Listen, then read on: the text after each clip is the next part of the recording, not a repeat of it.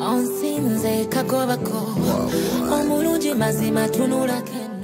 Spice Diana afulumiza oluyimba kagobako esaide eno era nga munnange oluyimba munnange nga yakalutonyezaawo bw'ati challenge esoose gye basoose okukola ate wali n'omuyimbi munnange King Saha wali engeri gy'abadde yeekolamu ebintu muganda wange mu katambi era nga munnange kugambye nti no mu ddakiika ntono nnyo akatambi ate munnange ne katredingirawo ku mukutu munnange ate ogwa TikTok esaide eno era nga sigenda kubeera nga nkulwisawo muganda wange ngenda sooka ate nkuweeko ku luyimba lwa Spice Diana luno kagobako wali wonna mwana muwala munnange ate bw'ati bw'asumuludde katusooke tulabe ate ndyoke nkomewo.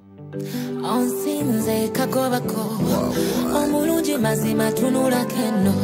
ojoze nze wulira eno baluwa wulira bwino nze gwe wabulomboza appetite omala kola mikono nenja ku mmere. Yes, you don't know what you do to me inside. Oba wolinzinika wabula ne ku bende. Onsinze kagobako ompangudde era kano kagobako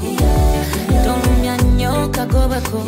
ekyokwekwe tokiremerako kano kagobako teweekweka kuba kano kagobako bambi tobula kano kagobako amaaso ganni mu ngalo njo yakulabako kagobako.